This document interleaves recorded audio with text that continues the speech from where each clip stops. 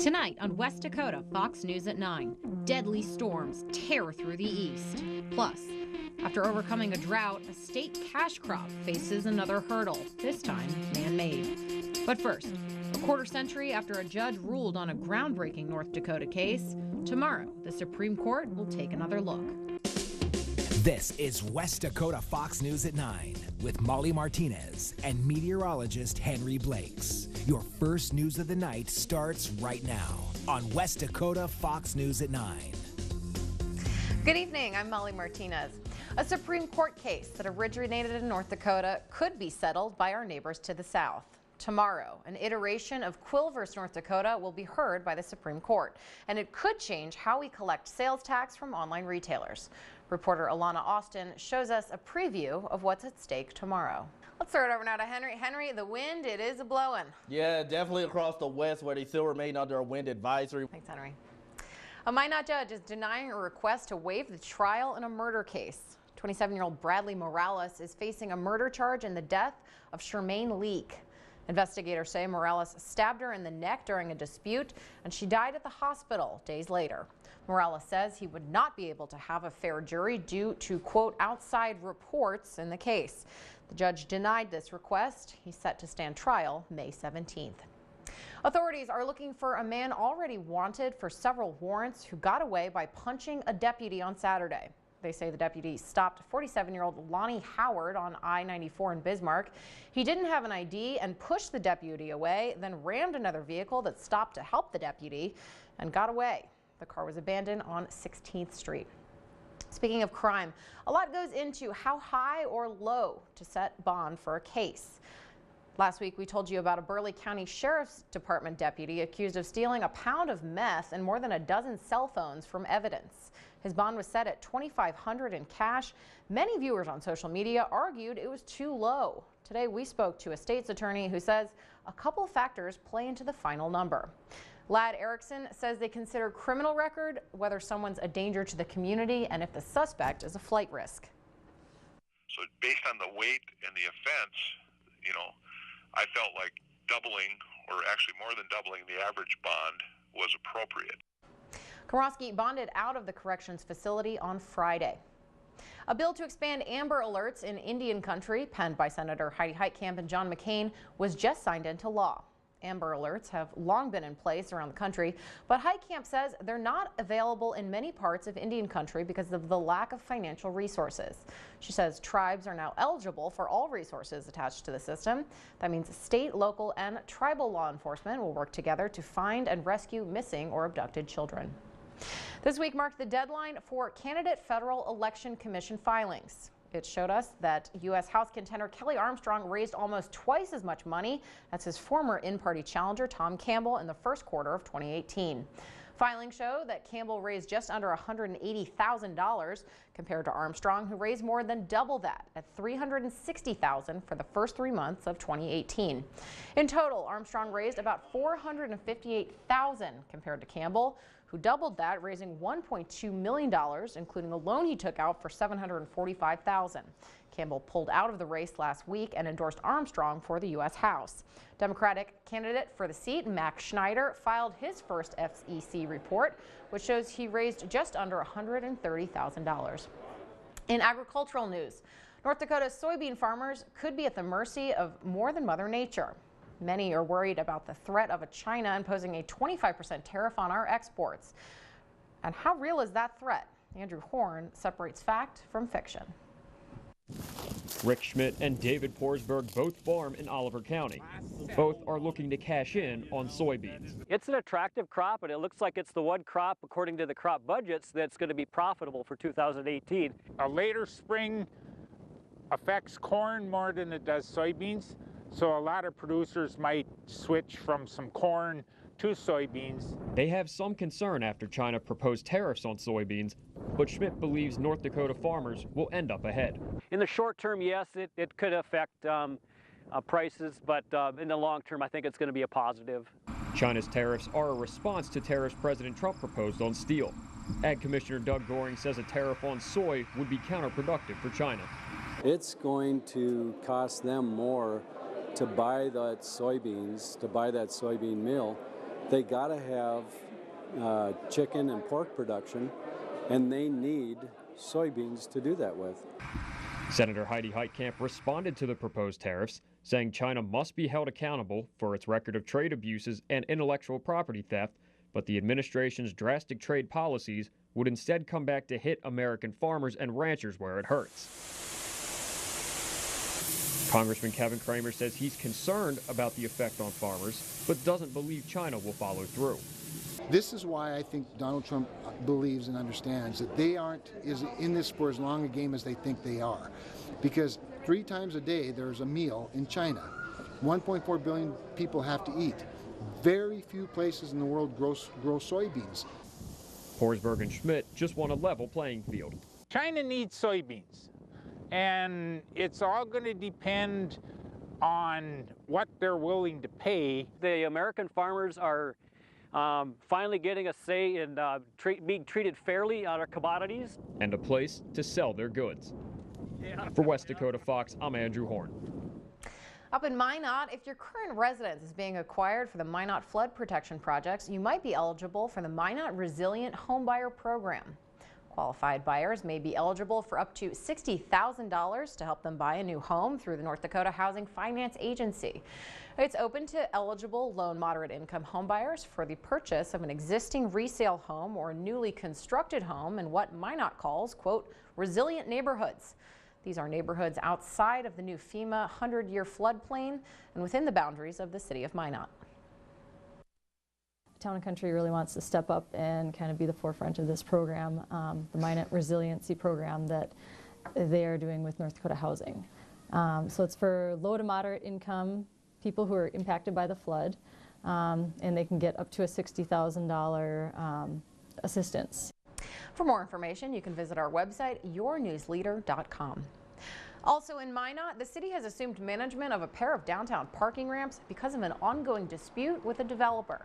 City Council voted last month to end its agreement with Cypress Development, claiming the company was more than $250,000 behind in rent. Now, Minot will offer free parking for the next month to both the Central and Renaissance parking ramps. On the education front, for 20% of South Dakota and most of Montana, the school week is shaved off by 1 day. Now, some districts in North Dakota are following suit. East Fairfield, Dunseith Public, Turtle Mountain Community, and Horse Creek school districts all participate in 4-day school weeks. Next fall, Alexander Public Schools will too. Can we throw this into? Well, our teachers love it. I know our parents were, when we first started, they were a little leery of it because they were kind of wondering about daycare on that Friday. Scholl says now the district has an approving rating of more than 90% for the new school schedule. Also in school news, back in September, ground broke for the new St. Mary's Central High School. Tonight, commissioners heard from the public before approving a $34 million bond for Light of Christ Catholic Schools to build its new campus. The county and local towns allow the school to sell these bonds to investors to get the project underway. The school will be located in Burleigh County's jurisdiction, so they have the final say on whether the bonds are approved. Light of Christ Catholic Schools already raised $40 million from 2,000 donors towards the project. In business news, Stone Home Brewing Company is planning to open its First International Bank and Trust new building on State Street in Bismarck. Stone Home Brewing plans to open this summer, featuring on-site brewing, a full menu and bar, outdoor seating, and a rooftop patio. This is the second location for the brewing company. For more information on the brew, you can check out their website at stonehomebrewing.com. Weekend thunderstorms ravage Hanalei Bay, Hawaii. You can see low-lying areas are completely waterlogged. The governor is declaring a state of disaster on Kauai. The Coast Guard is on scene helping people dig out of mudslides caused by these landslides. The mainland is also experiencing some flooding. This is the scene in Kensington, Maryland. Beach Drive looking more like Ocean Avenue. The driver was apparently headed to work when they became trapped in the rising water. The driver was rescued and was unharmed. From rain to snow, hotel roof collapses under the weight of a blizzard in Wisconsin. The roof caved in over a pool area of an Econo Lodge yesterday. No one was injured in the incident, and the 65 people who were staying at the hotel were relocated to a nearby Super 8. And nearly 15 inches falling in Minneapolis-St. Paul International Airport over the weekend, setting a new record for April. The National Weather Service reporting 14.9 inches of snow falling between Friday and Sunday, making it the largest snowstorm to hit the Twin Cities in April. And if you're wondering what the previous record was, well, that was set in 1983 with 13.6 inches. Some more wild weather. A deadly tornado rips through North Carolina. This was the damage left behind by Sunday's storm. Thousands are still without power. The storm claimed the life of a man after powerful winds caused a tree to fall on his car, crushing him. Authorities also forced to declare a local state of emergency in the city of Greensboro. Here's a ground view of some of the damage. This is in Huntersville, North Carolina. Pieces of metal went flying as strong winds came through the area Sunday night, causing this barn to completely collapse. While the barn is a total loss, there was a silver lining. Right before the barn fell, one of the family's cows gave birth to a calf. Additionally, no one in the family was injured during the storm. A hot air balloon crash caught on camera. You can see the basket flaring up. This is last night in San Diego. Eventually, the basket misses the landing. Luckily, all 4 passengers and the pilot on board were uninjured. The balloon eventually landed a ways away from the target. 3 people on board a small plane survive a crash in Colorado Springs. Crews responded to the scene early Sunday afternoon. Colorado Springs Police Lieutenant Howard Black believes the plane hit a fence and skidded across the road. He says it's amazing that no one was injured. In health news, heavy alcohol consumption may elevate the risk of dementia. That's according to a multi-year, million-person study in France. They found heavy drinking, meaning more than 2 drinks a day, directly contributed to cognitive decline over time. Research from the study is published in the Lancet Public Health Journal. Okay, over now to Henry. Henry, you just had your Skywatch cam and it was still light out. Yep, and it's This is great news. Yeah, that's good news because we're getting to the warmer season, and yes, we get more daylight hours as the day goes by. I may as well say minutes, but hey, this evening there was a Skywarn training in Crosby. Well, rather not Crosby, excuse me, rather in mind slipping right now, but there was one earlier today in, I'll remember that, but anyway, we'll get to the time being, but Crosby, there will be one for you tomorrow.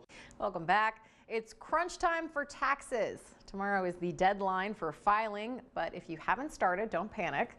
Some tax services are open late tonight and tomorrow. Reporter Maddie Gelseth takes a look at who's got your back. Ryan Rauschenberger, the state's tax commissioner, says you should still pay in before the extension due date in October. If you feel you owe money in, you need to figure out the best estimate of that pay in to both the federal government and the state to avoid interest to keep building up on your, basically on the amount that's owed. Rauschenberger says in North Dakota, 85% of taxes were filed electronically because it's easier and faster for some, including Jim Schultz. There's no comparison, because you don't have to print all that junk and mail all that junk. You just push a button and boom. Rauschenberger says electronic filing helps maximize people's refunds. Electronic filing helps determine errors. It does the math for you. It asks you a lot of questions to make sure you didn't miss anything. You didn't miss a certain deduction or a credit. Rauschenberger's office has been promoting electronic filing, and he says he's happy to see it continue to grow. For West Dakota Fox News at 9, I'm Maddie Gelseth. According to H&R Block, 61% of millennials file their taxes on their own. Rauschenberger says it's because millennials are used to using electronics, so filing comes more naturally. You may have to fork over some extra cash next time you visit a national park. Fees are expected to rise in the most popular parks June 1st, but some good news. The National Park Service has scrapped plans to double entry fees at 17 of the nation's 59 parks during peak visitation season.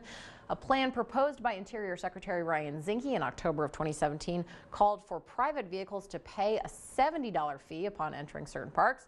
Fees will now go up by $5. Henry, we're almost at park weather. Yep, finally we are getting there, and looks like spring's going to stick around more than 24 hours this time around. But hey, as we wake up in the morning, we'll have some cloud cover. Temperatures near 30, still a little breezy, but not as windy across the west as it is right now. Chances of rain and a few snow showers likely the second half of the day, but there are those 50s by Friday. Did you file your taxes, Henry? Already did you? Yeah, they asked me how many kids I had, so I had to estimate. So from my son Henry and me, have a great night, and we'll see you tomorrow.